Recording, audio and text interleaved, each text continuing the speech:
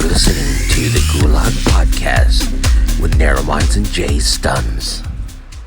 And they noticed that all the dogs started to act really weird and they didn't want to go out. And they figured out that because they were finding so many people dead, the dogs were actually being traumatized by not finding anyone alive, which is what they're trained to do. Yeah. So they would actually have people go out and lay in the rubble so that a dog could find a living person.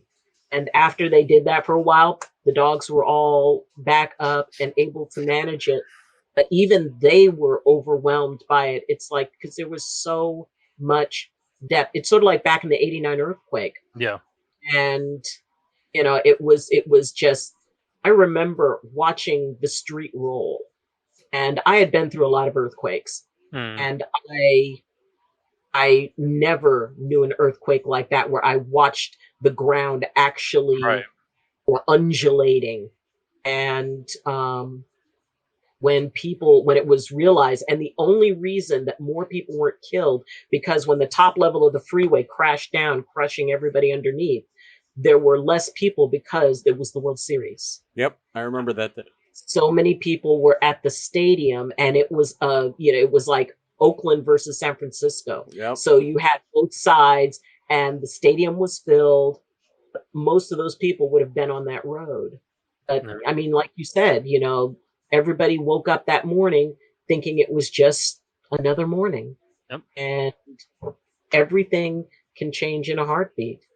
I remember it was maybe 3 weeks after it happened.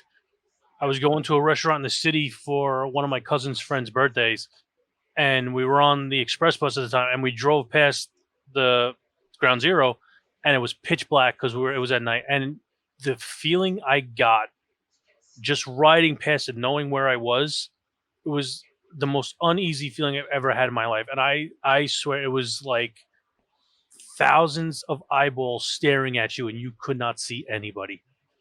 It was legitimately the scariest feeling I've ever felt in my life. It was, I was white-faced. I was just completely scared out of my mind. It was very, very surreal. And after that night, I did not go back again until the memorial puddles were built. It was the next time I went back to that entire site because I couldn't do it. Wow. I mean, it was so horrible. And that was the first time really that suddenly people did not feel safe. Yep. People realized we're not as safe as we think we are. Yep. And that was a huge wake-up call, and just something that a lot of people couldn't bear. And yes, around this time, there's a lot of people who still relive that day, and some of them decide, you know what, I've relived it enough. I don't want to be here anymore. Yeah, I relive it. I literally relive it every day. It's not something I can easily forget. And I went. I'm probably gonna get killed for this, but I don't care. Bite me, whatever. They tell you not to take pictures in certain areas of the museum. I did. So if you don't see me next week on the next podcast, it's because I'm arrested because I said that. But I don't think they're gonna prosecute you, Jay. I highly doubt it. I mean, let's hope not. But it's just I can look at the pictures and I'll be okay. But it's still that one picture, that glass window, that gets me. I had to take a picture of it, and I don't know if you guys have been. Obviously, in Narrow, I know you haven't been to the museum and everything. I don't know. I haven't. I was actually the last time I was in New York. They were still clearing out No, they were still clearing out. Yeah, they were still clearing out Ground Zero. Like, I literally walked. We went to the Ground Zero where they had it all fenced off, and I could see him pulling. Those metal pieces that kind of covered the windows. Yep. I was seeing him pulling all that stuff apart and crushing it right there so they can put it on these flatbeds. Yep. And take it out to wherever they were taking it to. Yeah. But he's right. Like, when you're there and you're looking at that, you get this feeling of like, these buildings were 100 and something stories tall. Yeah. So when you're there and you're looking at rubble and a hole, like it's a surreal thing, and it's the most quiet. Look at New York is loud as hell when you're walking through downtown. But when you went there to that little part right there, it was silence. Mm-hmm. You didn't hear anybody talk. You just saw people staring at that. It is the perfect definition of dead silent. It is. That was the truest definition of dead silent I've ever seen in my life. Mm. It was. It was just something where you're just like, you don't know what to say because it so much tragedy happened there. And I remember, you know, I was in a whole different job field where we were stuck watching because we didn't know what was happening. You're right, Dr. Ayleen. That was the first time in our lives in America that we felt like, you know what? If this happened, what else could happen? Yeah, we were vulnerable. Yeah. It literally, I remember there was a package delivered. We got called out to it because it was vibrating. This was right after 9/11, day after. It was a toothbrush, mind you, that was on. But, you know, the things and the situations, Evelyn Rain, thank you for the follow. Welcome to the stream. It's the things and the situations like that traumatize, I think, us as a nation. The most recent traumatization is this year of 2020. A lot of things have caused us to like a lot of uncertainty. And I've told you guys this, like the first part of COVID, I didn't even want to go outside. Dr. Ayleen, we canceled all appointments because I was just like, you know, or it was like, well, what's going to happen? What is going on? How is this being? The transparency was not as fluid. This is the second time. 2020 will be the second time that so much uncertainty has been pushed out here in America, and also in the world. I mean, mind you, Italy, Spain, all these places got hit really badly. But that that kind of uncertainty, and in fact, you know what? September 11th was a lot of uncertainty for everybody in the world, because if it happened to us, and we're the most protected powerhouse nation there is, it could happen to anybody. It could have happened over there in Europe. It could have happened over there in South America. It could happen to anybody.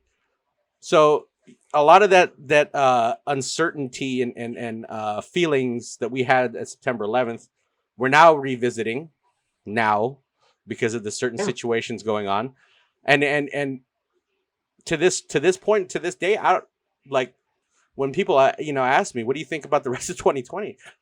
I don't know what to say. Sometimes I want to say, what else could what else could you throw at us at this point?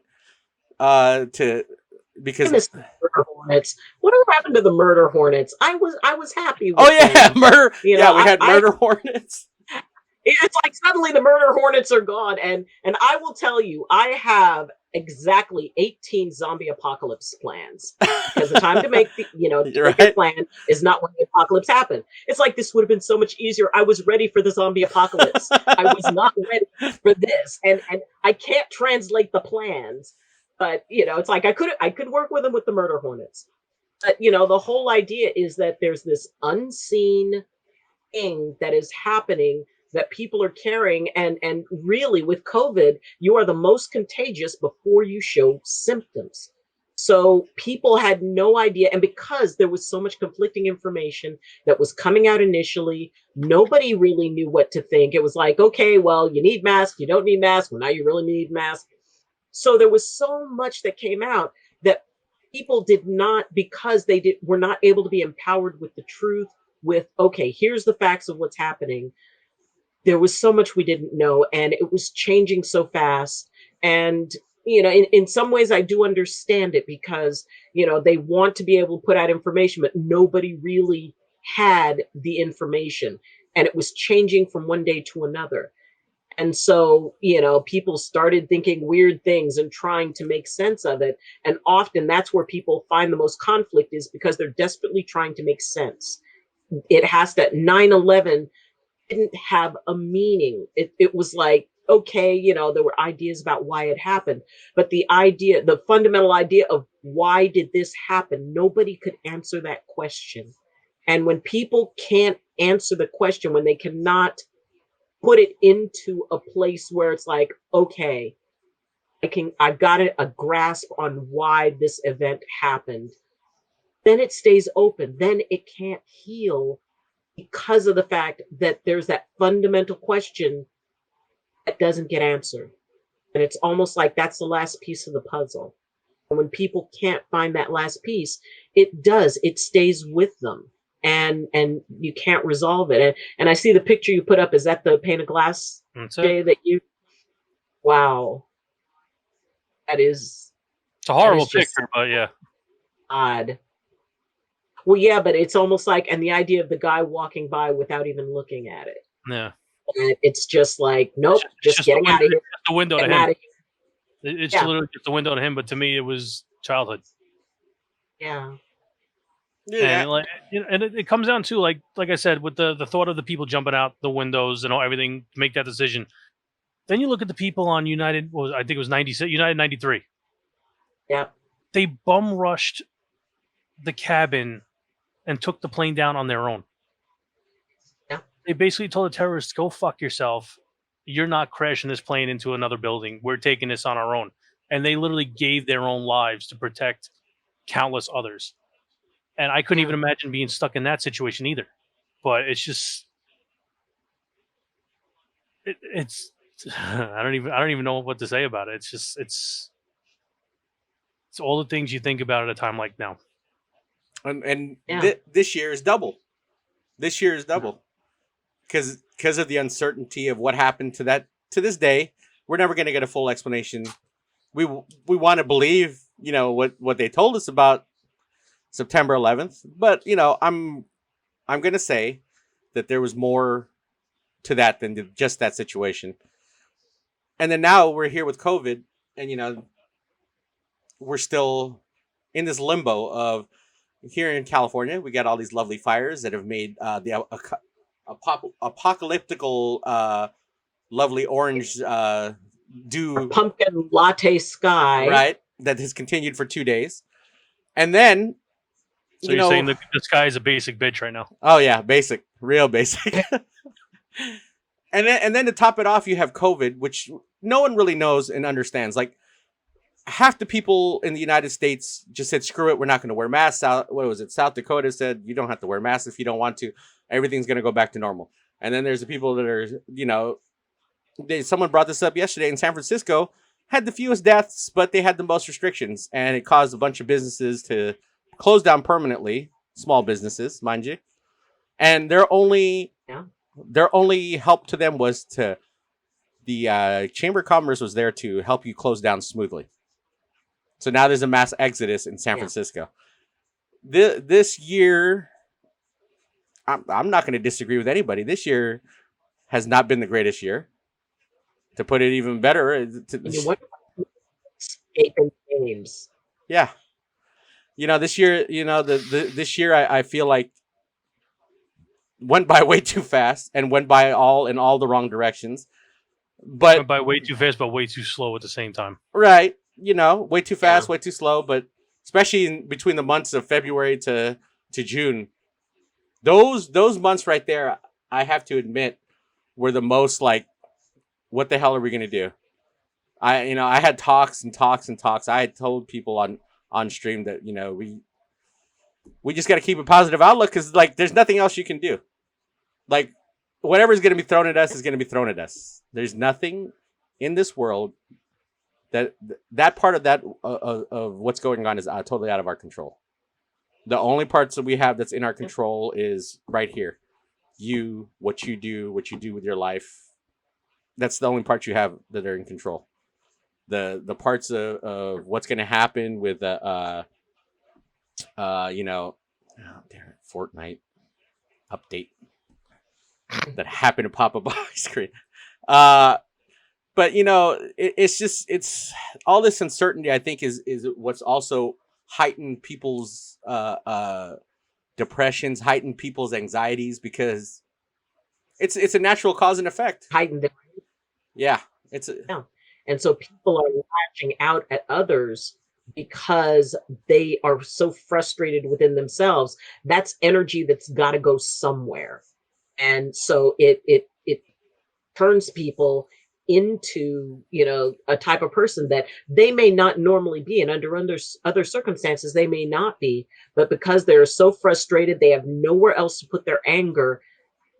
It goes outward to wherever they can, get it. And I use the phrase, and I even Googled it, so nobody else has it, it's mine, that life is fun until it isn't, and it sucks until it doesn't. And no matter how much fun it is, at some point it's going to suck. No matter how much it sucks, at some point it's going to be fun. So that basically means that we just have to manage while the pendulum is swinging. What do we do with that? How do we make the most of it? But ultimately, it's fun until it isn't, and it sucks until it doesn't. That's true. It's true. It's very true. You in turn make life what it is for you. Like, and that's what I keep on telling people. It's like, why do you wait for other people to make life for you? This is your fucking life.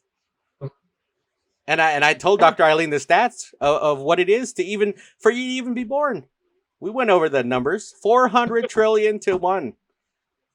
Like, the odds, you would have won the lotto 54 times before ever being born. 54 fucking times you would have won the lotto over and over before you hit that jackpot of you being a human being. You have the ultimate jackpot. You got the golden ticket. Yeah, okay. Stuff around us is not the best right now, but you got to do shit to make yourself fucking happy. Because, I was sitting there, we were talking about relationships last week as far as streamers and how much they talk about on stream. And it's like, effectively, I think a lot of us try way too hard. And I think we touched on this last week. A lot of us try way too hard to be a people pleaser, right? People pleaser, and make people happy. And we don't even make ourselves happy.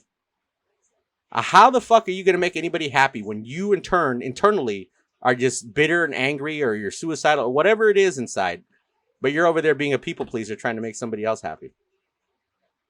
It's like it's a tough situation. How you internally got to make yourself happy.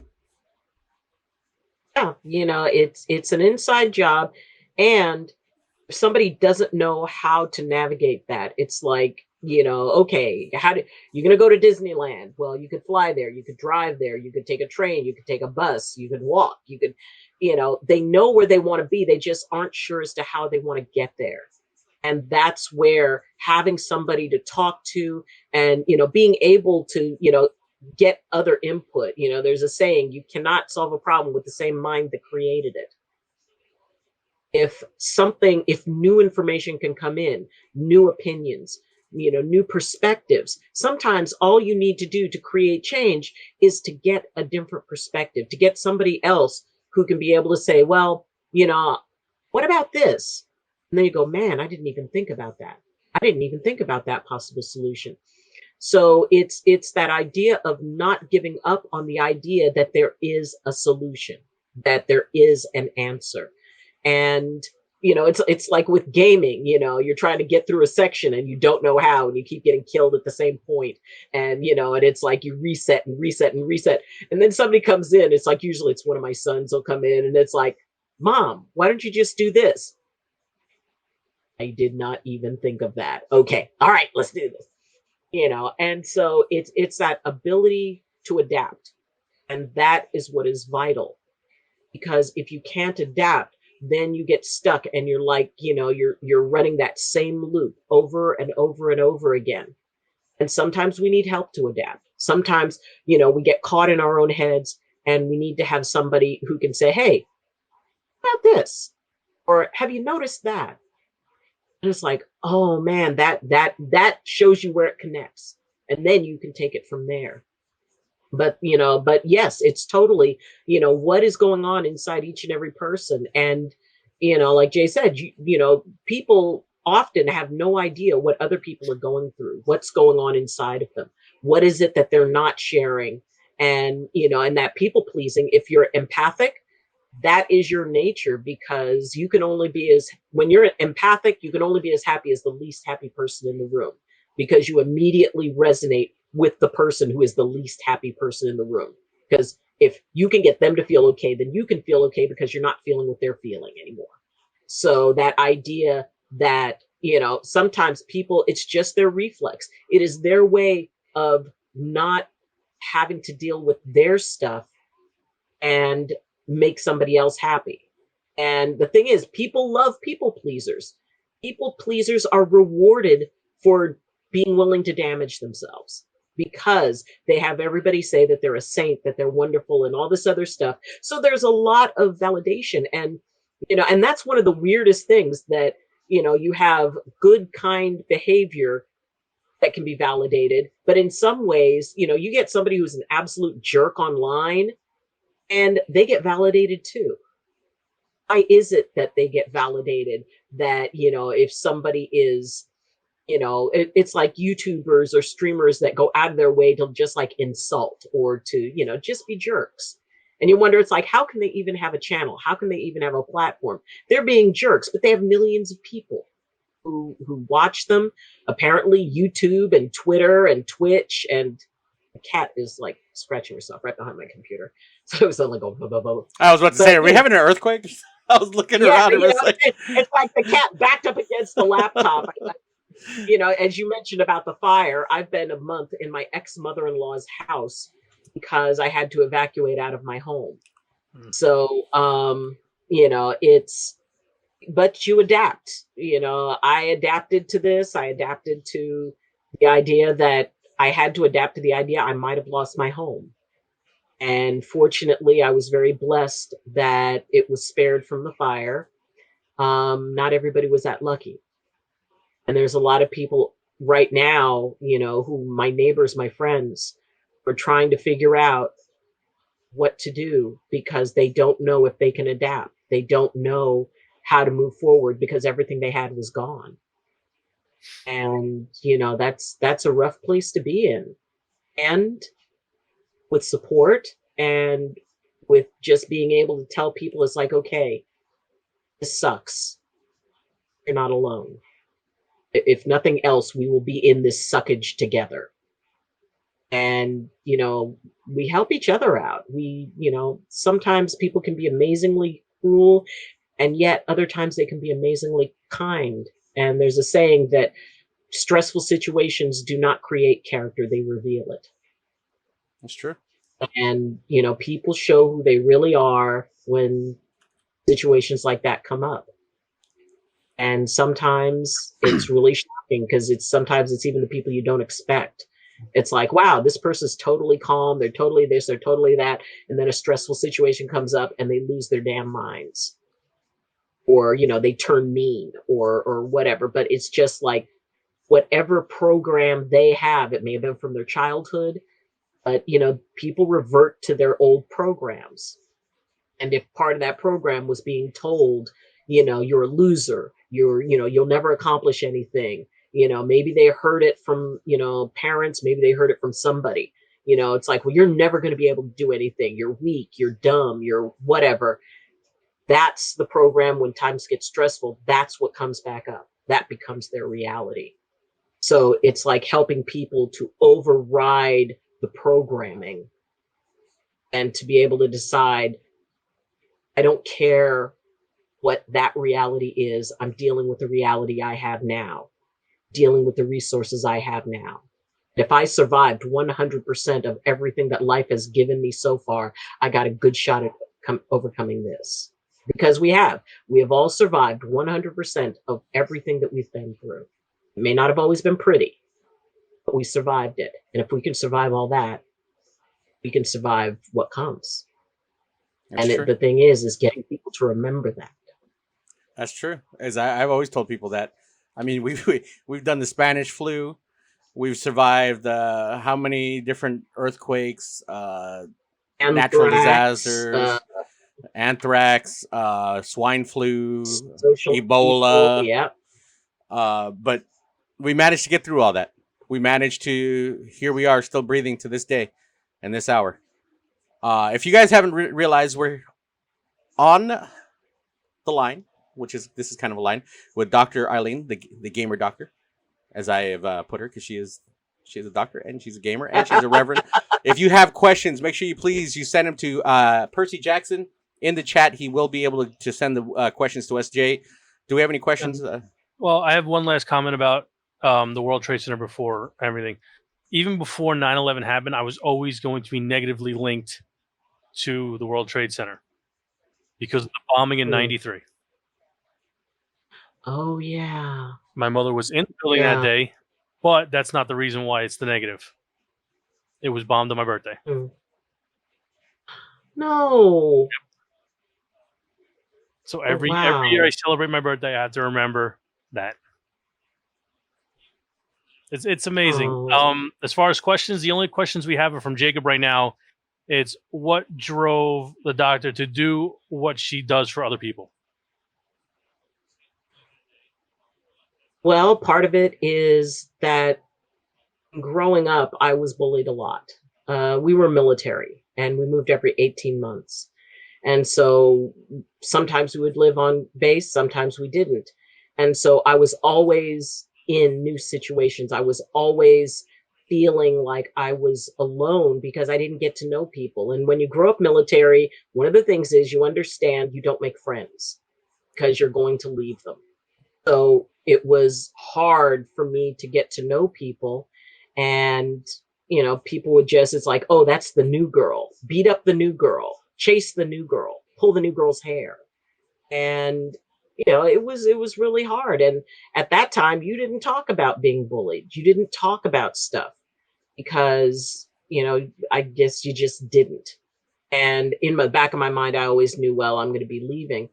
But the thing is, I always went out of my way. If I saw somebody else being bullied, if I saw somebody else who was alone, would go and I'd find them and I'd hang out with them and even talk. Then I knew I was leaving, so I never created an attachment. And it wasn't until after my dad retired from the military that I actually had to start relating to people for longer periods of time. And it just, I have always been fascinated by how amazing human beings are, how special we are, how, just capable of such amazing things and the resilience of humanity. And it hurt me. And I am empathic, which means I feel things from other people as if they are my own feelings. And it took me a long time to learn how to turn it off, because just having it on all the time meant I bled for everyone. And mainly it's about, I became a chiropractor because I want to help people get back into alignment, to get into their alignment emotionally, spiritually, mentally, physically. Because when people are in balance, they can do anything. All it takes is one little thing to be out of balance. And I like when people have that aha moment, that moment where they realize, I'm not so bad, or I did this one thing really, really well. And so they can start learning that, because once people learn that, they teach other people instinctively. So I had to go through a phase where I had to learn these things, and I want people to understand how special they are. I want people to understand that they're far more powerful than they know that they are, and that they are far more than they could ever dream of.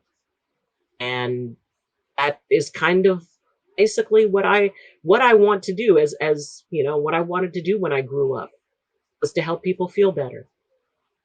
And I've been blessed to, I've gone to other countries. I've spent time in the Amazon and in Africa and in England and in Costa Rica, and learning about indigenous traditions and reconnecting people to the world and to the earth and to the energies around them.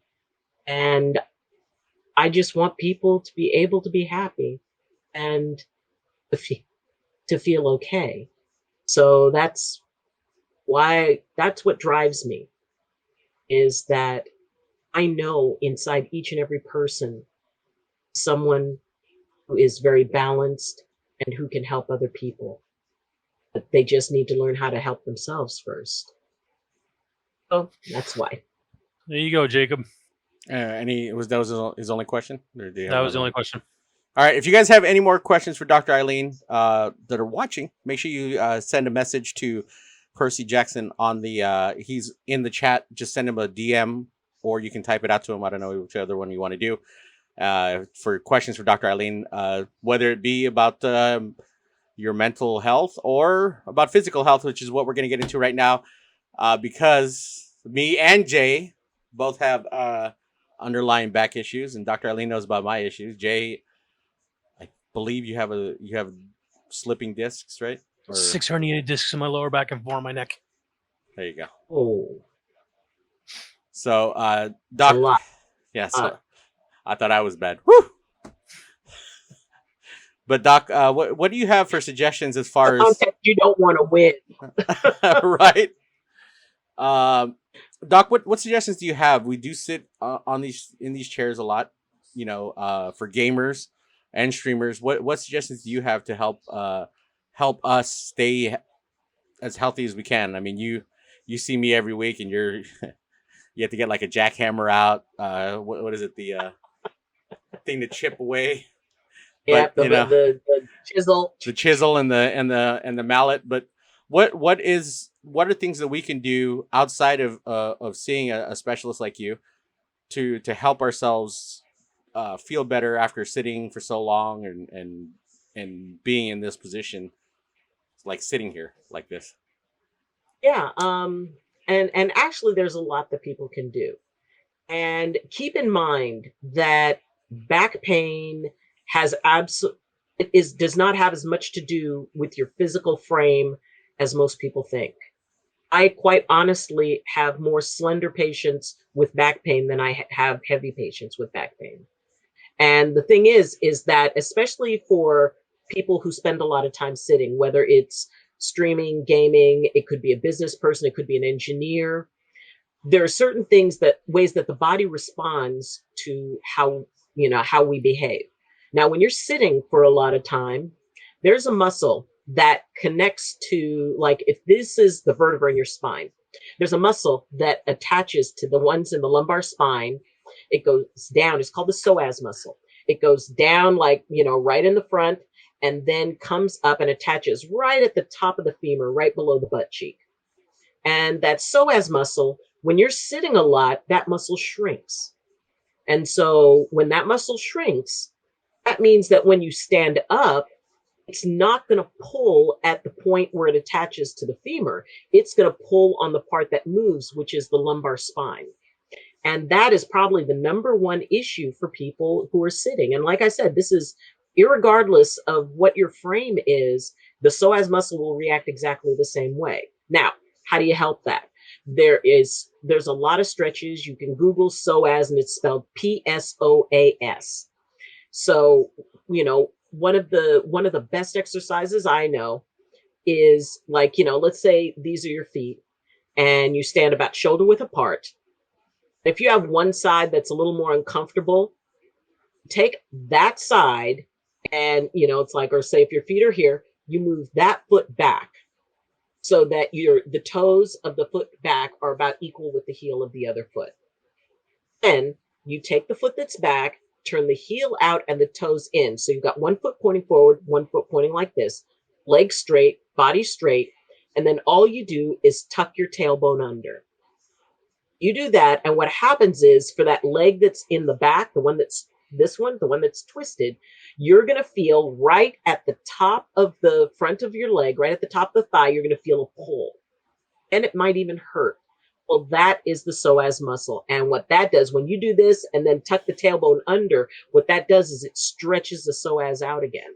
So what can people do? They can do that stretch three times a day. If you're, gaming, generally, most things where you would be seated, you get up every 20 minutes, take 20 steps, and then come back. Now, is that realistic for some people on gaming? No. Or for podcasting, or when you're editing, because you look up and all of a sudden, like, an hour has passed, 2 hours have passed, and you didn't even realize it. So basically, it's as often as you can. Some people will set like an alarm or something on their watch. It goes off every 20 minutes. And now they've got actual programs in computers where you can you load it, and every 20 minutes, it'll have a tone go off or something to remind you at the very least to stand up. Now, when you're dealing with upper back pain, usually it's like, because you're in a forward posture, you're either leaned over a keyboard, or you're in like the typical gaming posture where, you're leaned in, playing the game. And then when you try to get up again, you feel that tightness in the upper back. Well, in that case, what happens is that the muscles are relaxing in an extended position. So when you're leaning over, or so if your back is like this, and you're spending a lot of time leaning over, the back muscles are in a stretched position, and they begin to get used to that position. You start treating that as normal. So when you try to pull yourself upright, what happens is the muscles are not as strong as they could be. People talk about core strengthening. What that means is the core muscles that are holding your spine upright and your abdominal muscles. And, there are ways that you can work on core strengthening that don't involve getting up and doing anything. And one of the ones that, I talk to people the most about is like, you take a deep breath in, and as you inhale, you pull your stomach in, and then you exhale, but leave your stomach tight. You try to hold it that way for as long as you can. Then relax. And that can be done at any time. And actually, it is a tremendously effective core strengthening exercise. But, basically the idea is that the body is meant to move. And when we remain in one position for a long time, the body will get used to that position and go, okay, well, that's the new normal. So by changing positions every once in a while, another good thing is to make sure that your feet aren't dangling. If you're working on a computer, make sure there's something there that is lifting your feet up. Like, they have like little ramps that they sell and that will bring your feet up. Standing desks are really good. The ones that can either go standing or sitting, because that allows you to change positions, but you can keep on doing your work, or you can keep on gaming. You can keep doing those things. It's really important to pay attention to your body. And hydrating is very important for people to make sure that if they're going to be working for a while, at the very least, drink a lot of water, get a lot of fluids in. And, my sons used to say, it's like, I can't drink water because then I have to stop gaming to go to the bathroom. Well, that's what you do, because that allows your body to just keep, moving. It stays hydrated. And it's amazing how often people are not breathing. You get into an intense thing, you either breathe very shallow or you don't breathe at all, or you hold your breath. Especially, it's like, I used to watch my kids playing Halo, and I'd walk by and go, breathe. Thanks, Mom. But, these things that we do unconsciously, it's about figuring out what you're doing unconsciously and then making it conscious by bringing awareness to it. Every once in a while, just stop and take, several deep breaths, because, that is also important for the muscles. They need oxygen, they need hydration, and they need movement. And the vast majority of the issues aren't so much as structural as they are just with muscle tissue and muscle fatigue. Because if you hold your body in a certain way and the muscles start tightening that way, your bone structure will adapt to that. And usually the most significant place that comes out is in the spine, in the neck, when you have your head forward a lot, or, you've got, the phone or something, you've got it propped up here. The neck will decide, okay, this is the normal position. And usually at that point, that's when you have to come see someone like me. Often massage therapy will be very effective in helping that. But, being able to just listen to your bodies, because each of our bodies have a unique thing that they need, a unique way they work. No two bodies are exactly the same. So being very aware of your own physical self and listening to it. If you start to feel stiff, it's not just about shifting a little. Get up and walk around, because your body will tell you what it needs if you will listen to it. And for people who aren't used to listening to it, that's when you come to someone like me, or, someone who is trained in how the body works, who can be able to help you figure out, oh, okay, this is what your body's been telling you. It's like, well, all I did was pick up a pencil and my back went out. It's like, no, that was just the last thing you did. And up until then, your body started telling you stuff and you didn't listen. So, it's really about people learning to listen to their bodies and respecting what it is their body needs. If you need to stop and get something to eat, if you need to, get some water or whatever it is, pay attention to it. Be aware of what your body's telling you. So that's probably the biggest thing, is to, learn to listen to what your body is saying. Jay, you have any questions? Nope. I'm absorbing. You're absorbing? He's gonna get some new techniques. Watch, he's gonna tell me that you taught him something. Yeah, I'm gonna try to do that turned foot thing and probably break my ankle, but I'm gonna try. You ain't gonna break your ankle. You'll be fine. Yep. I mean, and have something like be near a wall or something, because usually the first few times you do it, it can be a little bit tough. But just make sure your feet are, just about shoulder width apart, and then all you're gonna do is put one foot back, so that, like, if your feet are level, you put one foot back so the toes are equal to the heel of the other foot. But just keep that width, that shoulder width, and then all it is turning that back foot, heel out, toes in. Keep your body as straight as you can, and then tuck your tailbone under. So it's just like your pelvis is doing like this. Okay. And, it's really, once you get in the habit of it, you can do it in line at the grocery store. Often that will give like immediate relief. Now, if in the case of someone who has like, disc issues and stuff like that, there's a lot of different types of therapies that can be helpful. And one is like decompression therapy, where it's actually kind of a tractioning of the spine, where where it kind of gaps the vertebra, so that way the disc has a chance to open up. Often people get a lot of good results out of inversion tables, and being able to, utilize that, because then that's sort of a natural decompression. They tilt back and everything just sort of opens up. So, but, again, consult with, get a recommendation, either find a chiropractor, or you can get like a physical therapist. Often they can be very helpful. Orthopedists. So there's a lot of different sources for information, but I'll be happy I can send you some exercises for psoas that could be very helpful for the low back. Sounds good. Yeah, because trust me, my favorite part is when she pops this beautiful thing right here. Oh my God. Because I try to do it, but like, I can see, I just popped my neck head? right now. My neck. Yeah. It is kind of. I thought she was going to pop your head. No. It's too good looking to do anything with. You don't want to do that. Come on, Jay. Come on, Jay. Don't do that. Nope. Not saying nothing. Come on, Jay. Nope. I mean, nope. Are you guys having a moment here? I'm not saying. I'm not replying to anything. I'm good. Don't duck it. When God made perfect, right? Don't hate on it. All right. I'm just gonna tell you that right now. God don't love. Just stop. Don't hate the player. Hate the game. Exactly. I didn't make me. Jeez. Why are you hating on me for? Go talk to the big guy upstairs. I don't know. Broke the mold. Yeah, I broke the mold. Both of them. Hey. I did. Hey. I didn't know there was only two of them, but hey, I didn't know. I'm glad you know that.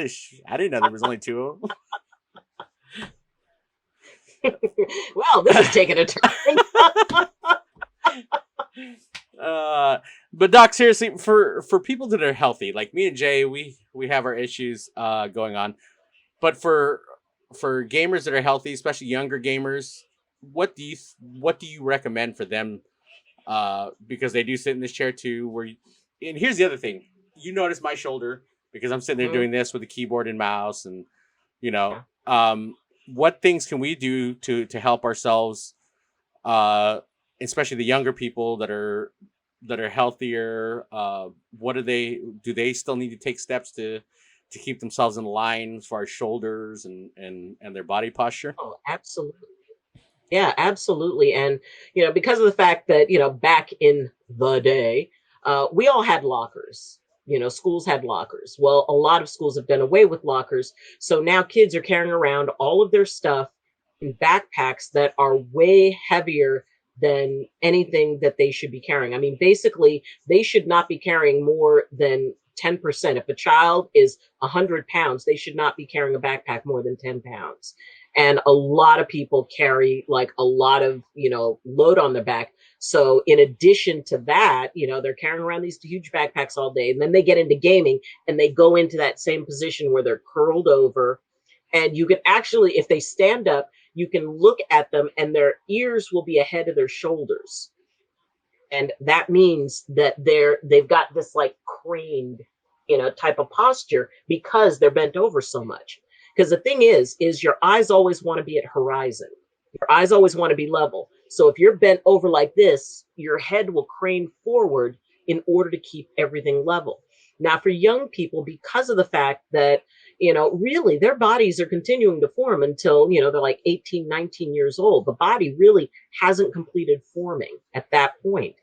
And, there's a lot of growth spurts and a lot of change. So, often they can experience clumsiness because of the fact that their bodies are growing faster than their ability to coordinate to it. And they're also, the nutritional needs are that much more important. It's like, it really bothers me how many young people are drinking coffee, which, I mean, hey, I drink coffee. I enjoy coffee. But the thing is, when you're young and when your bones are still developing, caffeine, because the nature of caffeine is that it will leach calcium out of the system.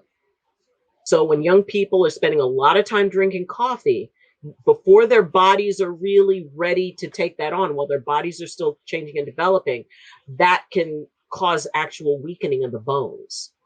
And it can interfere with their body's ability to heal. It interferes with things like, recovering from broken bones.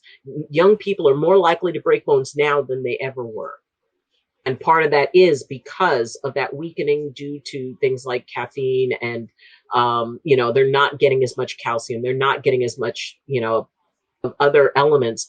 And, vitamin D, which is vital for the body to be able to use calcium and build good bones. Well, the best source of that is sunlight. And a lot of young people are spending way more time indoors. They're not going outside as much. So for younger people, make a point of getting up, spending time outside. Even if you're like a dedicated gamer, you can still be able to manage sometimes to take a break, walk outside, get some fresh air, move, balance out the gaming with, any other activity, whether it's martial arts, a sport, swimming, whatever, whatever you do, go out and, run in circles until you're dizzy, whatever it is, get some physical activity. The gaming is accelerating their little minds, and it is amazing the reaction time of young people who have played video games. Their peripheral vision is greater. Their ability to make snap decisions has increased, but their bodies are suffering because of it, because they're not working on developing that as well. So the biggest thing for younger gamers is, you want to game longer, put some breaks in there, have some points when you get up, you go, make sure that, whatever it is, because, gamers, we love our snacks. Have at least, make it trail mix as opposed to Cheetos. Make sure you've got water nearby. Make sure, young people, it's still true. They need milk. They need, they need their nutrients. They need to make sure. And sleep is one of the most vital things, because you've got to be able to have a good night's sleep. For young people, sleep is more necessary. They're the group that needs it most, because it's when you sleep that your body rebuilds. It's when you sleep that you are able to, that your body can go into that, that healing mode. And if you're not reaching good sleep, if you're not getting enough sleep, it affects everything, from the physical self to your immune system to your state of mind. it's really hard if you're spending a lot of time tired, and and young people are turning up with sleep apnea where they didn't even realize they had it. So if you've got young gamers who are up half the night gaming, it may not be so much that they don't want to sleep, but it may be that they may have like insomnia, or they may have something that is keeping them from being able to sleep well. So, sleep, nutrition, and movement is really the most crucial things to help young gamers not develop some of the chronic problems that sometimes older gamers end up. And oh, by the way, protect your eyes and your ears. It's like, back when playing Five Nights at Freddy's and everybody was turning up the sound until, it's like their eardrums, burst out through their eyeballs for the jump scare. But that does damage. Be careful with the headphones. And, when you're using the screens, there are special glasses that can be used, like sunglasses, that can help limit the damage to the eyes. So these are some of the things that younger gamers, these are some of the things that younger gamers need to take into consideration, because what this will do, if they take care of themselves now, they can actually spend way more years gaming, and they can be able to game longer, better, and enjoy it. But they've got to take care of their bodies now to be able to have that later. Yeah, me and Jay are not good examples for the sleeping part, especially. Well, I'm not a good example for like 3 out of the 4 she listed, dude. Well, I mean, but especially the sleeping part. Especially, yeah. Especially me.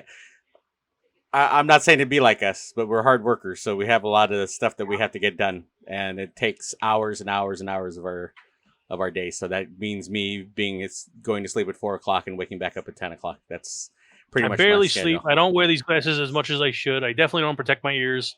So yeah, But we're on the tail end of our. We might just be doing podcasts from now. We're on the tail end of we're on the tail end of our careers, so until we go blind, you can't hit the go live button. Yeah, you can't hit. You have to get an assistant to hit the go live button for you, so we know where we're at. Hopefully by then they'll put Siri into computers so we can just use Siri. Yeah, we just use Siri. We don't even know what's going on. We don't even know who our guest is. We're just looking at blurs on the screen. It's gonna happen, right? I think there's still a lot of tread on the tire for both of you. I don't know. And actually, I think I'm a mud tire. You're both probably. No, you're probably not quite as bad as you think you are. And often, even if it's just a couple of changes, can make a difference. Or even if it's like one more extra hour of sleep. And if you are having trouble sleeping, then, that would be something to look at. But, it's like, oh, if I don't get 8 hours, like I said, everybody is unique. So it's about 8 hours. Yeah, it's like, and maybe because for some people, 6 hours is optimum. Some people, that'd be nice too. I do about about 5-6 hours. I'm looking at about 3 or 4. Okay. So I would say that it would just be because it really the big question is what's keeping you from sleeping. So what you decide, and then just address it from there. Even if it's not every night to get more sleep, if you get more sleep 2 nights a week, sometimes it's just baby stepping, and, don't feel, because a lot of people it's like, well, I'm doing it wrong, so I may as well just keep doing it. And it's like, no, it's okay. Everybody is doing the best they can with the tools they have. Nobody should ever feel bad for how they're living their life because they're doing the best that they can. And yeah, Jacob, that's not healthy. You're only 20 years old. What are you, 19, 20? What is Jacob? 19 or 20? Something like that. Jacob, you've gone 5 days with only a total of 10 hours of sleep. No, that's not healthy. Dr. Ayleen, you can. Well, I mean, let's not forget. What was it? Last week I went 55 hours straight up. Yeah, let's not even talk about you. How do you want to? Yeah, you're not going to be the model example for these young ones that are in the audience right now. The reason I can't sleep is because my brain never shuts off, and the only cure for that would be cutting my brain out, which probably would not be good for me. Well, zombie it would be apocalypse, here I come. Yeah. Hey, I've got plans. So I know where to go to pull stuff out of my misery real quick. Yeah. I know. That's right. I will. I've got you covered on the zombie apocalypse plan, okay? But, the idea that, looking at the inability to shut your brain off, and actually there could be a lot of reasons for that. It could be brain chemistry. It could be stress management. It could be, there's a lot of different doorways that can go through. And, it's, like I said, everybody just does the best that they can. And at some point, whatever it is, that something may click for you that will, maybe one day out of the week, you'll have 1 hour extra, and you call that a win. So, just, it's okay. Keep at it. You'll be able to do it. I mean, eventually you will become exhausted and you will sleep. So, just, if that's the best you get, you go for that. Yep. One of those crash days will probably be coming soon. That's why I was using those melatonin gummies. I popped about two. Those don't work. Oh no, melatonin doesn't work. I take about 2 or 3 of those, and I'm out like a light bulb. So you're gonna be sending me some of those? I'm still waiting. No, I'm sending. We're gonna be sending you some CBD stuff. That stuff's a little different. That has the. Yeah, those are gummies too. Yeah, those are gummies too. Just get me totally messed up to the point where I don't even know where the hell I am. No. Wait. First of all, I'm not insinuating that we're going to do anything that will any kind of psychedelics towards you. This right here is to calm your back pain and calm your all that energy going through your goddamn brain. That's what this is for. This is so you're sending me stuff to fuck me up then? No, I'm sending you stuff to calm you down herbally, naturally. We're still talking about the same thing here. You're saying calm down and whatever. I'm talking about fuck me up, so I calm down. Same shit. I mean, shit. You're just using better language for it. I'm just saying you're straight up sending me shit to fuck me up. I mean, it's a California thing. It's a California thing, all right? Calm you down. Your energy. Right? And yes, hold on. Are you gonna send me stuff to mellow my mood? Right. Yes. We're gonna mellow your mood. Yes. I'm a New Yorker. There's no mellowing my mood. I'm here or I'm out. The hell out of here. You're going to be watch. You take some of those right before stream. You'll be like, when have you ever known me to be seriously calm, Narrow? There's been times. It's been like 1 to 2 minute increments. There's been times. That doesn't count. How does that not count? It needs to be prolonged in order to count. Oh, shit. Prolonged anything with you is tough, man. Thank you. That's why I'm waiting for your wedding day. I want to see how long that prolongs. Good luck with that. Good luck with that. The wedding, dude. That will be. I'm not opposed to walking to the church saying I do, and I'm out. Okay, so no, we're live streaming your wedding. What are you talking about? Get the fuck out of here! Live stream my wedding. Live stream. That'll be the podcast for that day. Jay's that's if streaming even exists by then, dude. I'm probably gonna be 99, get married, and die the next day. Who you getting married to? Betty Crocker? But you can die happy. There you go. At least you can die happy. She's right. Plus part. Even if it is 99. But you're bullshitting yourself, so stop it. Yeah, you're right. I ain't going to make it that long. No, I don't know. I don't know. Let's leave it at that. Well, no one ever is going to know. I walk around life with I don't know. Look at there we go. Thank you, Jacob. Live stream Jay's wedding. Yay! Hashtag live stream Jay's wedding. Well, I will say this: we have come a long way from live streaming my wedding to Narrow wanting to sing at my wedding. So, I still want to sing at your wedding. Oh, I still want to sing at your wedding. I did not know that you sing. How do you know? Oh, okay. Because you don't. How do you know? So he's going to be the wedding singer. There's no video. The Mariah Carey. Got a video. There's no video. That was a lip sync video. How the hell is that even? Well, if you could have sang, you would have sang then. How am I going to sing? I don't have the voice for Mariah Carey. I can't sit there and go, I can't. Hey, man. I don't do Mariah Carey. There's a way. Yeah, kick me in the balls. There's a way. Gladly. Kick me in the balls. Taking a turn. Kick me in the balls. There's a way. That's the only way. Now I'll hit a high note for sure. Well, you got a voice changer now. You can do it. No, I'll hit a high note for sure. We do have the voice changer. Yeah, you're right. Right. You can do it. You're right. We do have voice changers. That's besides the point. Don't worry. Christmas is coming up. We'll find another fun video to do. Sure. We'll do like sleigh bell. What is it? Sleigh ride or something. We'll sing something. Those ones I can do. The Mariah Carey one. You're gonna be part of this next video, by the way. Sure.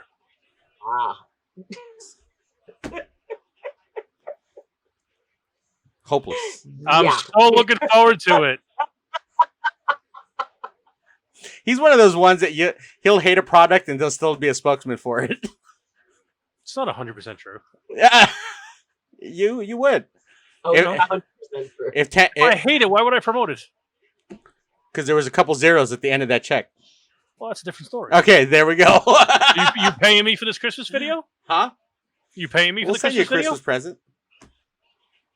Are you paying me for the Christmas We're sending video? you a Christmas present. Yeah. If you guys have a question, by the way, for Dr. Ayleen, we're going to link. I don't know if should we link your email? Would that be an easier way for you to go through people who want to ask you stuff privately? If you guys don't want to ask questions online, we'll link her email. And of course, we're going to bring her back. This is not the last time we're going to bring Dr. Ayleen back. A lot of times people are afraid to talk about their issues and their problems online and in an environment like this. So if there's something that you guys want to talk about that you don't want to type online right now or type to me or Jay, send it to us in a DM, or you have the email addresses on my social media. You guys are able to send me an email, and we'll bring Dr. Ayleen back to talk about that subject. Understandably, this is Suicide Prevention Month. So you guys, it's been a tough year. It's continuing to be a tough year. And I feel like, me and Jay don't want to give you guys a resource of some kind of hope to talk about, Jay, stop doing that. What is that? Wait, you're talking about me? You're talking about me giving inspiration and hope? Yeah. Okay. Good luck with that. Do you not help people and talk to people all the time? Okay, so then you're giving inspiration and hope. So shut your face. Damn you. All right, you caught me. Yeah. There you go. You're giving inspiration. Yeah. Yeah. Shut your face. He's over there. He's over there trying to play the New York tough guy and stuff. It ain't gonna work out. You're still. Oh, I am the New York tough guy. I'm not playing that. Right. You're the teddy bear too. So stop it. I married a Sicilian family that came out from that way. So. Yeah, there's a reason I have a bear tattooed on the back of my leg. All right, bro. So don't give me no shit. There you go. You see the teddy bear. So it's not a teddy bear. It's a tribal bear. But thank you. But you are a teddy bear, even though you put off this persona that you know. Yes, I am hairy and the size of a bear. Okay. I will agree. All right, there we go. Jacob, there's one quick thing, if I may talk about. Well, I don't know how you're going to talk about it, but go ahead and type it in chat, and we'll see if we can talk about it. If it's quick, you should have been done with it already. Yeah, I know. I'm just kidding. I'm just kidding. Don't let him mess with you, Jacob. It's okay. I'm kidding, Jacob. I'm rooting for you. I'm rooting for you, Jacob. But, if there is something that you guys seriously want to talk about that you guys don't want to type on stream, or you guys don't want to say like out right now in this, and it's something you want to send to me. Is it really, Jake? Today marks the 6th anniversary since Robin Williams. Yeah, that's the whole reason. That's the whole reason Suicide Prevention Month started, was because of Robin Williams. God, it's been 6 years already. 6 years, man. 6 years. He took his life in Petaluma. My God. In fact, that's why the whole tunnel that goes to like Novato, Petaluma is named the Robin Williams Tunnel. And that's another man. That scares me too, because like everybody keeps saying like the happiest ones are always the ones that are unhappy. And the funny ones are always the ones that like I like making jokes and joking around people. So I always hear, you can't be that bad because you're really funny, and I'm like, oh, shit. No, it's true, because like, am I going down that road as well? But this is like what's that guy's name? The guy who was on Taxi. I'm too stubborn to kill myself, dude. Andy Kaufman. The guy. Thank you very much. I mean, that guy was, made everybody else laugh, made everybody else happy. But, at the end of the day... Wrestled women. Huh? Wrestled women. Yeah, whatever, But I mean, the tragedies that you see these you see these people go through. Wreckful, just a couple months ago. Chester Bennington. He sat there and he was just getting his life in order. He was starting to feel happy. He was seeing a counselor. He just got a new girlfriend, and then all of a sudden, just out of the blue, just took his own life. Everybody thought that all these life changes was making him happy, but internally, he was still depressed and took his own life. So yeah, it's true. It's the Robin Williams.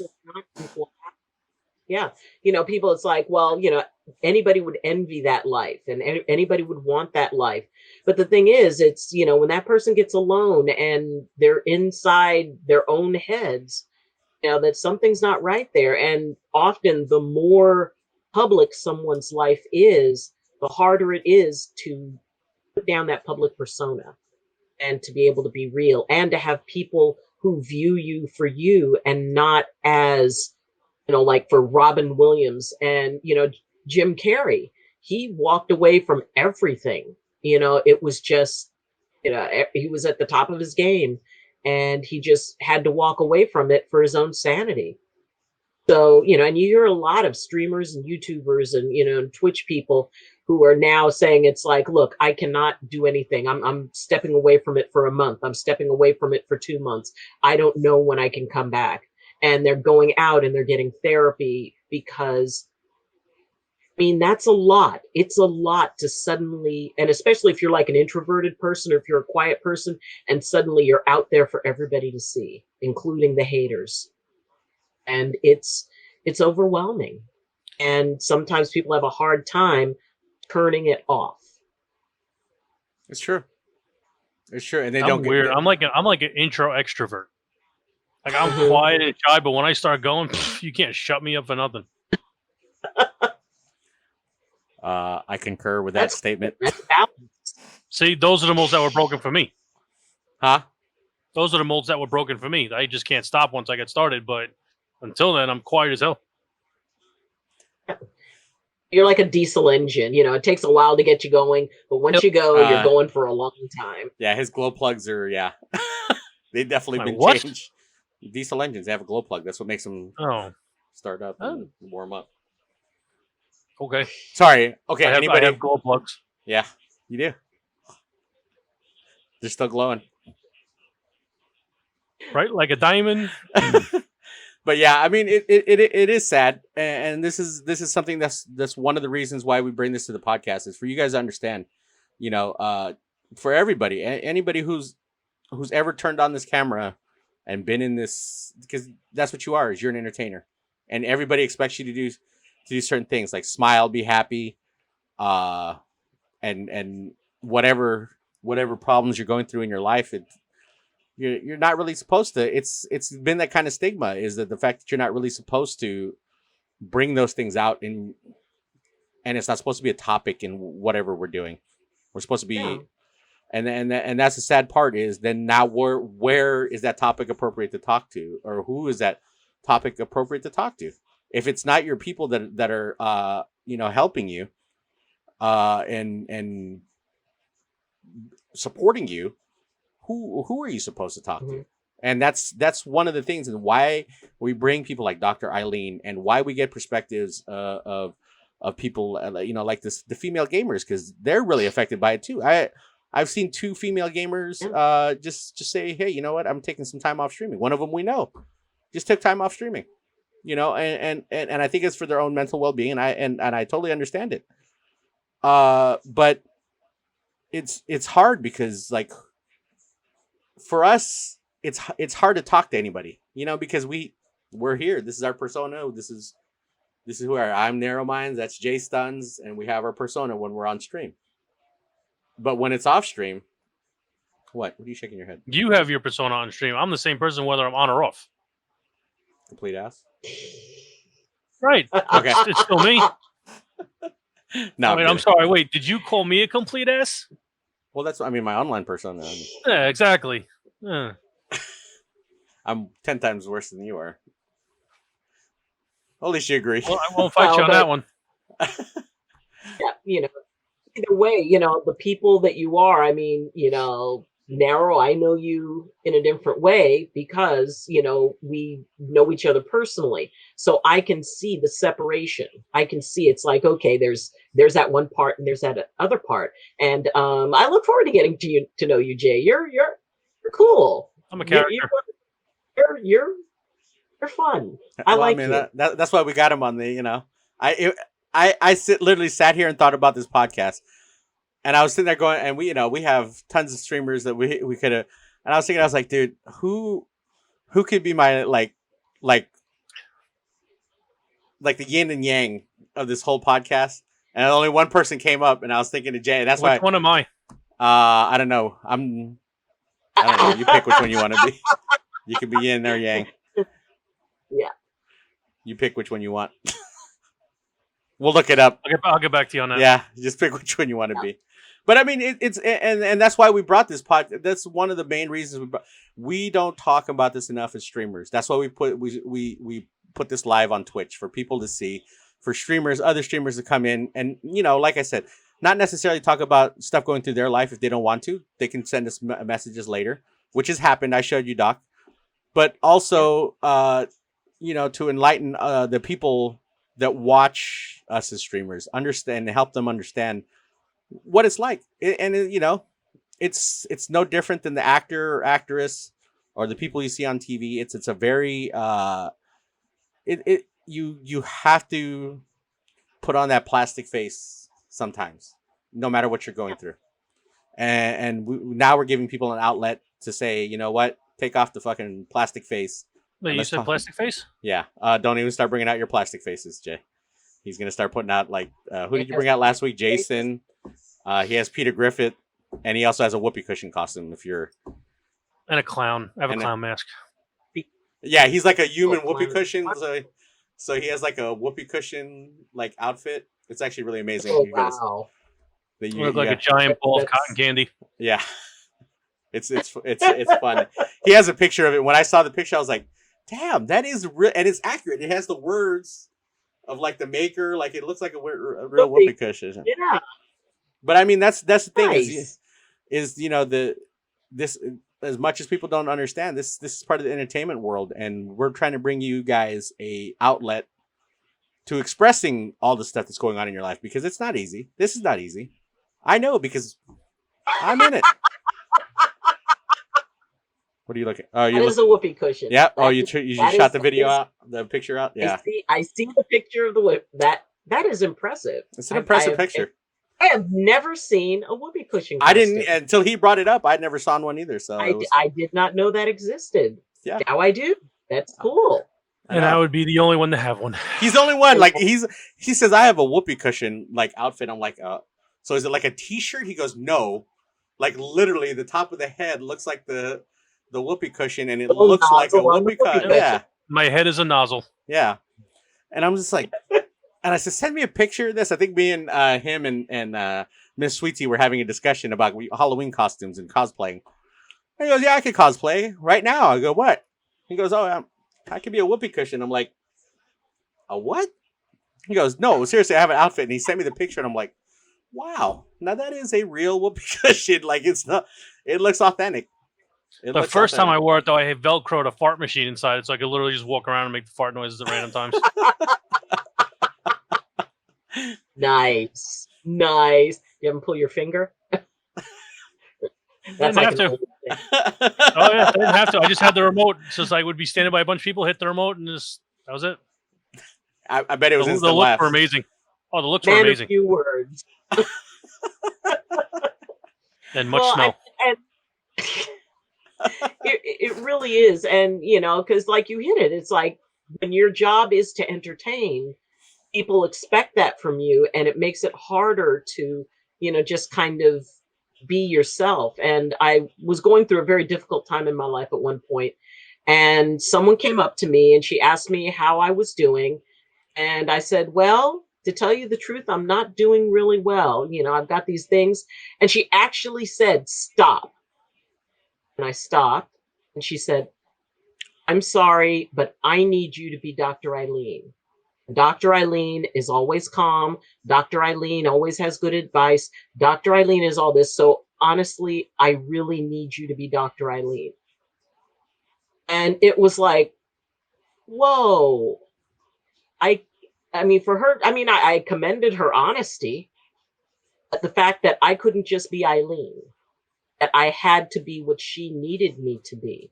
And I think that's where a lot of people have a problem, is that they get so caught up in being what people need them to be that they lose themselves. But the thing is that you can get yourself back. You know, you don't have to, you're right there. People don't realize that they themselves are right there. They don't have to give up everything in order to find themselves, in order to be who they are. And maybe being who they are is going to make some people unhappy, and you have to learn to say, oh, well, about it. But there is hope. There are options. There are people to talk to. So, you know, like I said, it's about people seeking a permanent solution to a temporary problem. This, as overwhelming as it seems, it can be helped. And it just takes maybe seeing a picture of a guy in a whoopee cushion, which, quite honestly, I'm not sure how I'm going to get this image out of my head. But that's going to be with me a while, Jay. And it's going to make you laugh every time you think of it, so it works. And it will make me laugh every time I think about it. You know, it's the best picture. I may ask for that so I can get it as the wallpaper for my laptop. The only problem is now when like you're standing there, somebody and they actually do fart, they literally think of me anyway because of that. So kind of just like it's linked to flatulence. I certainly think of you when I see a whoopee cushion. No, I'm linked to flatulence. It's fine. Yeah, you know, it's not to have to take yourself too seriously all the time. That's very cool. I think that's how there's two sheets in the wind, literally. Two sheets, huh? The front and the back. Yep. There you go. I think that's how we cope sometimes. Is just the funny stuff we say and do, like me and Jay like go back and forth with each other all the time, and people find it hilarious. But I think that's like a lot of people's outlet to them, you know, watching us and being entertained at some point, you know. But you know, gaming is just like the father and son. Just like the father and son we met when we were. Oh yeah. It was so funny. You know, we met this father and son team that they were playing, and I mean the kid had to be only like 6 years old, right? Maybe a little older. I don't know, somewhere around there. Yeah, somewhere. But you know we made the kids' night just because we were sitting there trolling, and we had our little minion voices on, which is what we troll with, and make people believe that we're only like 5 years old, and you say you're 7. So we Tommy and he uses Jay as the character. He uses his own name as a character, but that's our name. And in fact, you'll hear it in one of the drops for this thing. You'll hear us with our voices doing the intro drop for the podcast for Spotify. But it's just interesting, the kind of stuff, the little things that we didn't think, you know, like I'd never thought in a million years we would get a father and son team and have that little kid, just like the laughter and the joy from that little kid just made it worthwhile to the fact that we're doing that whole thing, and it became the end clip of that for that YouTube video. But it's those little, you know, it's interesting what little things you do in life can make such an impact that I'm sure that kid will be, he's forever, I think, wants to play with us because his dad sends us these messages like consistently to come play with him. So, but you know, and that's the whole reason this podcast came together. I think I threw Jay by surprise when I was like, we're doing a podcast. And he's like, wait a minute. He's like, oh, hold on. We're doing a podcast? I said, yeah. You punk. See? There you go. There he goes. Without helium. That's right? Impressive. Yeah, no so helium. Exactly. That's what we do. Yep, this is what we do right here. But, you know, when I told... Preschool platoon. And, you know, it can change. It variants to preschool legends, and it's you know... Well, and then he does a preschool pirates thing too, which I'm probably gonna have to get involved with and somehow be in part of that. Oh yes, you need to, Narrow. But it's those things. We head into Barry White. Yeah. See, and this is why I say Narrow can hit Mariah Carey notes because he could sing with this song. There we go. Or even like this. This can do it. There we go. Yep. You can do it. I'm gonna hit it with just not like one of the chipmunks. Believe me, that's what half the people say. Half the people call us Alvin. You should sing the chipmunk Christmas song with that. You guys should do that. Oh Christmas. Oh no! She gave him an idea. Yeah. Come on, Jacob, tell them they need to do that. He will too. Don't put it past him. But yeah, I mean, this is the reason why we do it, guys. I told Jay about this, and Jay just went with it, and I didn't know at that point that we're gonna take it in the direction that we have, which is trying to help other streamers. But at the end of the day, when you guys listen to these podcasts, that if you hear any of these podcasts, all of them were directed into helping you guys and better informing you guys about the stuff that we never talk about, which is mental health, keeping ourselves healthy, and the stigmas that we put for each other, like with the female streamers and the stigmas that come along with that. I know it's hard to talk about, but that's why we're here. That's what we're doing. That's why we'll bring Dr. Ayleen back. So if you guys don't have any questions that you want to give out in public, like I said, email us. Email will be given. I will actually make a new email address for the show, so you guys can email your questions that we'll bring up anonymously to Dr. Ayleen, or whatever guests we have. You can call her. Her number is 867-5309. There we go. There we go. He uses that number for himself too. It's a dual purpose number. It's true. He uses that as it's unreliable. How exactly Jay knows all of these references from my generation? It's like, have you been spying on our meetings or something? You've been hacking. Hey, I'm not too far off Narrow's meetings. Yeah, he's not that far. I'm not too far off Narrow. No, 3 years younger? Yeah, 3 years younger. It's like, okay, Kennedy was president when I was born.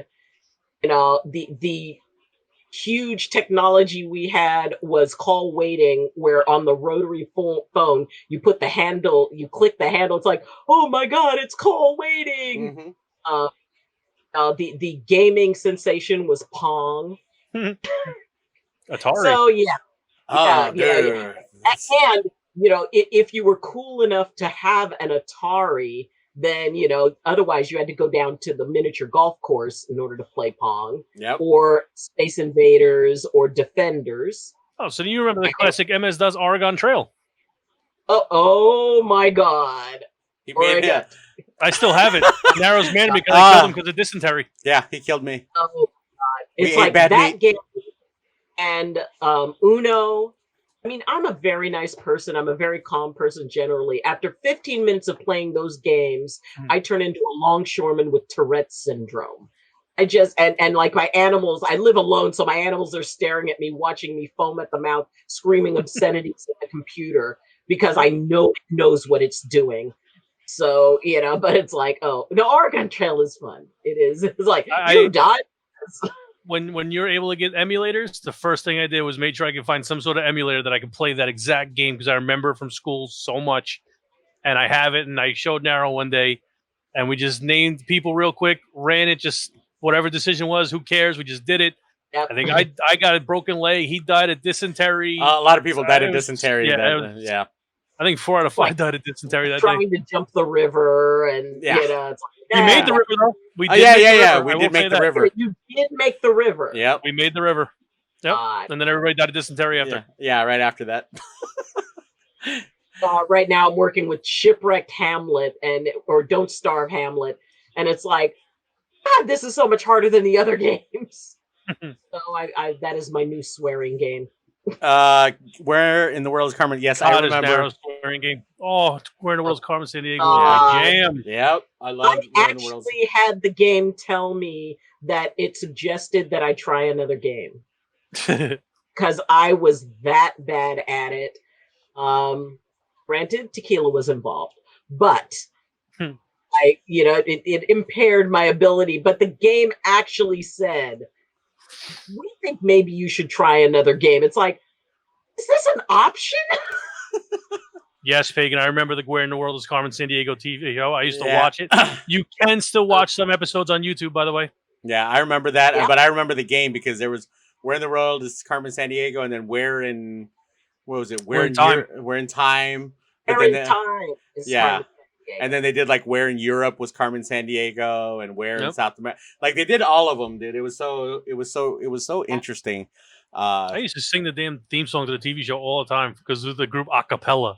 Oh yeah, that's right. The acapella at the beginning of it, right? Oh, I remember acapella. And Lig Dingpin was the head agent. Oh, that's right. I remember that show. It came out on PBS. I would watch it every year. Yep. Good old. That was a big one of my God. That and Supermarket Sweep. Supermarket Sweep was huge. Seal Team Bravo with a subscription. Remember that. Appreciate it, my brother. Hey, I was there when House Rock came out. There you go, Schoolhouse Rock. Jesus. Magic School Bus. Yep. Although, sadly, my childhood was mostly Mr. Rogers and Pee Wee Herman. So mine was Mr. Rogers. Explains a lot. Mr. Rogers. And then, what was that other one? Oh, Reading Rainbow. Yep. Reading Rainbow. LeVar Burton. I had Captain Kangaroo and Romper Room. Yes, I loved Romper Room in the morning when I was a little kindergartner. Romper Room on Channel 2 on Fox. I remember that. Oh, see, when I was little, there was the scandal because Miss Marianne was the hostess, and Miss Marianne got pregnant, and they did not know what to do with themselves because, oh my God, somebody's pregnant on television. Now, I grew up in the generation where TV shows, the only time they showed a parent's bedroom was when they showed there were twin beds. It's magic. Wait, wasn't that during like Archie Bunker times? Remember they filmed All in the Family. Like I Love Lucy times. That's right. All in the Family. Right. All the old shows like I Love Lucy, Leave It to Beaver, Welcome Back, Kotter. Yeah, Welcome Back, Kotter. My Three Sons, I Dream of Jeannie. The Honeymooners show. Yep, The Honeymooners. Good Lord, and man. I totally love British comedies, so a lot of those go back too. Oh yeah, it's funny. Every year for like my mother and father's birthdays, I'll take a picture and I'll like kind of put their face in it somewhere. And I think 2 years ago, I took the I Love Lucy episode with the Chocolate Factory. And I put my mother's face and her best friend's face in there. God. That was it's funny little things. Hilarious episode. The Honeymooners. Yeah. My goodness. I'm gonna. I am. You can bash me for saying it, but those were some great. Those were some of the best. That was great television. Yeah, it was. It was because it kind of sank, and a lot of it still had a message, but they did it with a way of comedy. Where now TV, I don't even know where TV goes. Yes, Fraggle Rock, Gilligan's Island, Thundercats. Oh, yeah. Yes, Thundercats. Centurions was the first cartoon I ever watched. Thundercats. Oh my God, I remember that. Masters of the Universe, Power Rangers, Masters of the Universe with Dolph Lundgren as He-Man. Yep. Oh, He-Man. Yes. Jeez, man. The good old days. There's a lot of those old shows. Yeah. But if you guys have any things that you guys want to talk about, streamers and gamers alike. Hardy. Oh my God. And the Three Stooges. Laurel and Hardy. Yep. Do you know? I still to this day watch March of the Wooden Soldiers every Thanksgiving, and I always will. Oh my God! Do you know that Charlie Chaplin's studio is still here in California, Northern California? You know that, right, Doc? Over there in Fremont, California, his studio still sits there, where he did almost all of his films from. What is it? 19. Epic Niles. Yeah, Niles was considered the Hollywood of our area, and you go there, and I've been there several times, and they've got all the memorabilia. They've got a train section up there. Go in, and it's got stuff in the museum. Yep. So, Niles Canyon. Inspector And Gadget. actually, where I live in Boulder Creek, Inspector Gadget. Yep. Inspector Gadget. In Boulder Creek, they had a lot of movies that were made up here or up there. MacGyver. In fact, there's a hotel that was the last place that James Dean was before he left and died in the car accident. And so they painted his image on the side of the hotel.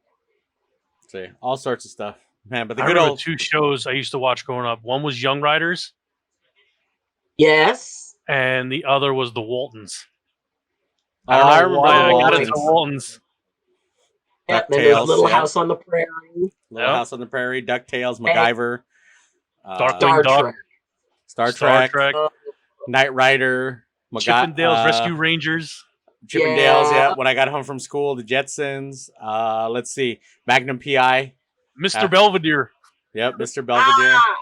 And there was one where the daughter was a robot. I forgot what that was. Oh, yeah. It was right after Growing Pains. I forgot the name of it. It was Perfect Perfect something. Strangers was another one with Alki Baltaki. Oh yeah, Perfect Strangers. Perfect Strangers was good, dude. Like all the man, it's so sad that we don't have those Family Matters, Step by step by step. Yep, Good Times. Family Man. Dude, That's my mom. Mama's Family. Mama's family. Yeah. Oh, from the old Carol Burnett show. Yep. Mama's Family. Boy Meets World. Yeah, that's I another remember one. Mary Tyler Moore show. I remember all of that stuff. Jeez. Yeah. Golden Girls. Ash. How can we yeah. forget the Golden And Girls? what preceded Golden Girls, which was Maude. Yeah. It was Maude and oh God, this is nostalgia now. oh man. I know. It's crazy what we've The turned. Teenage so Mutant Ninja Turtle many. cartoon. I remember that. Full House. Yep. Hogan's Heroes. Hogan's Heroes. Oh, I used to watch that in the morning before I went to school. A-Team. Jesus. Yep. Jesus. Oh my God. All right, showing how old we are. All right, guys. Really? Like, Fist where are Murder, these shows now? Really, Fist Murder She Wrote? You come out with everything but then Murder She Wrote. Happy Days, Fonzie, hell yeah. Yeah, Fonzie. Yeah. American Graffiti. I remember that. Oh, that movie. Yeah. Oh God. Shot right in Modesto, California. That was the that's where that place was filmed. In fact, the I don't know if that little diner that they shot most of that in is still there, but it was shot in Modesto. It's kind of interesting. Airwolf. Yep, I remember Airwolf. Teen Wolf. Along with Days of Our Airwolf Fist. and Teen- Hello, Days of Our Lives. Fist. Hello. Now we're going to soap operas. Oh, Jesus. We're getting. Oh. Oh, this just took a major I turn. I was in college when Luke and Laura got married, and they actually canceled classes Hmm. for Luke and Laura's wedding. Joni loves Like, Chachi. really? Hawaii 5-0. Yep, that was another good one. Oh, the Hawaii 5-0, Dragnet, Dragnet. Yep. What was that? Emergency One, Emergency One. I remember watching that as a kid in the morning. Emergency Chips. One. Chips. Oh. Walker, Texas Ranger. Ponch and John, More dude. recent, but still. Ponch and John, man. And then Walker with his Ram pickup truck, man. Darcy and Hutch. Oh, yep. There was a guy that used to live by me that had one of those replica cars to the T with a red and white stripe. I was like, dude, Yeah. how much do you want for that car? Because that's nostalgia right there. I want one of those, and I want a Knight Rider. Oh, and Dukes of Hazzard, yes, and the Dukes of Hazzard car. Beretta. General Lee. I don't know if you're old enough to remember Beretta. Yeah, I remember Beretta. They did rerun all those shows. I barely remember Yeah. Beretta. They had Beretta on, and they had what was that show? Magnum PI. No, something and the Fat Guy. Remember that show with the Something in the Fat Guy. Are you trying to tell me something? No, not you. It was Jake. Jake It was and called Jake and the Fat Man. Jay and the Fat And then Man. there was- There you go. Streets of San Francisco. Yep. I do remember Red Skeleton Fist. And what was the other? What was the one with Red Fox in it? That show. That one used to crack me up. Sanford and Son. Sanford and Sons. That right The there. Jeffersons. The Jeffersons. But, And Chico and the Man. yep. But Sanford and Son, Red Fox's humor. Yeah. Yes, Miami Vice with his sockless loafers. I remember that. Married with Children.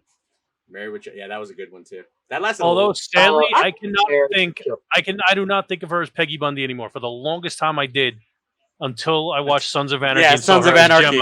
Yeah. Now will always be Gemma Teller to me, and not Peggy Bundy. And she's also the voice of Kaiser Permanente, the hospitals out here. She's the. I think she took on a role in the new Roseanne. What is it? The Connors. The new show was about the Roseanne family or whatever, and Roseanne died. Yeah. I think she's on there now. Oh, yeah. She was the voice of Leela in Futurama. Yep. She was also the voice of that. She was Van Dyke. Jesus Christ, Jacob! Dick Van Dyke Show. Yeah. Oh my God! And what was the one? What was the one where he was like a spy? Jeez. It was supposed to be like Mission Impossible, but it was a comedy. And he'd take the shoe and he would pull the antenna out and Get Smart. Get Smart. Get Smart. Get Smart. Get Smart. And there was also The Saint and The Avengers. And in fact, Emma Peel, the woman who played Emma Peel, passed away today. Wow. I think she was like 92. Hey, if people are living that Everybody long. Bewitched. Come on, Fist. Bewitched. Jesus. Don't even get me started on old shows. Yeah. Yeah, we're not going to get Green you started. Acres. Petticoat Junction. Oh, Green Partridge Acres. Family. Hee-Haw. Bonanza, Partridge Family. Bonanza. The Monkeys. What was the one with the? I was a huge Monkeys fan. You remember that? Remember the TV show?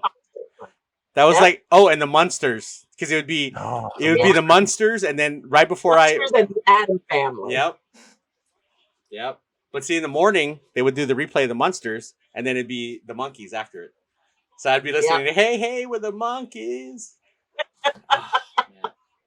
I used to remember when I would wake up to go to elementary school, the only thing I used to listen to was Michael Jackson's The Way You Make Me Feel every morning. I don't know why, but oh my God. Every morning before I went to school. All right, you guys got a little bit into Osmond. You guys have seen a little bit of our past, all right? Baywatch. All right. Look, Baywatch was meant for a lot of other reasons. Pamela Anderson. Because the first year she was slow motion jogs and David Hasselhoff. Yeah. That's Baywatch, pretty much. But they weren't looking at they were looking at David Hasselhoff doing the slow motion jogs. They were definitely not looking at Twilight Zone. Yes, Twilight Zone. Yeah, I remember Twilight Zone. Outer Limits. Outer Limits. Fifth Dimension. I think was another one. Gallery. So many. I'm gonna spend like a whole week on YouTube watching a bunch of shows now. Yeah, thanks. You remember the radio show Dr. Demento? Yes. Dr. Demento. It played late at night, and it was Weird Al Yankovic got his start. Yep. Weird Al got his start. Oh, what a lunatic he is. I remember every time I woke up, I'd hear the George Lopez show. You heard that? The cat agreed. The what? Weird Al was a lunatic and the cat meowed, so the cat agrees. Yeah, there you go. Your cat or her cat? Oh, yeah, the cat meowed. So many good shows. I remember. I do. I have two. I have Onyx and Loki. Both are black. Oh my God! I used to have a black cat named Onyx years and years and years ago in Louisiana. He moved into our house. Just kind of moved in. You know, it was like I did not intend to get a cat. Didn't want a cat. We ended up with a cat because he just showed up. But yeah, we had Onyx, Lady, Lizzie, and now I've got Luna. I have Onyx and Loki because Loki looks very mischievous every time he looks at you. So it's a perfect name. The God of Mischief. That's it. The God of Mischief. All right, guys. If you guys have any questions, he'll literally look at you, and then he'll like stare at the furniture, look at you again, and go dig the clothes right into the furniture and start scratching. Like, you little shit.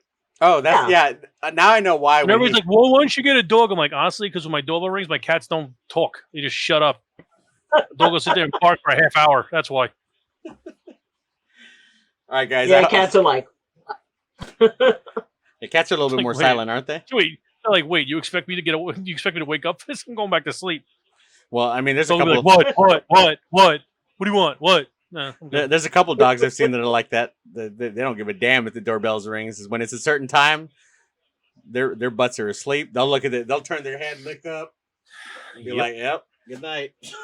All right, guys. If you guys have any more questions for Dr. Ayleen, or if you guys want us to bring up a topic, make sure you email us. For right now, you can email it to the email address on my social medias. Jacob, if you could type not old TV shows. We already went through enough of that. Yeah, we've done the nostalgia stuff tonight. All right. Make sure you have a serious topic for us, right? Don't ask us to talk about old TV shows and what we used to watch. And do not email any of us asking where in the world is Carmen Sandiego, because I will tell you right now, I don't fucking know. I was just gonna tell you to turn around and look. But, all right, Jacob, if you could go ahead and put up the the socials, thank you very much. Go on any of those socials. If you missed any part of this talk today, make sure you go to the YouTube, Spotify, Apple, iTunes, Google Podcasts store, Anchor FM. You're just recording that, so you just hit a play button, right? Anchor FM, Pocket Cast, Radio Public. Any of these places you can always re-listen to or re-watch this podcast today. Dr. Ayleen, you have any last thoughts or words before we take ourselves out of here?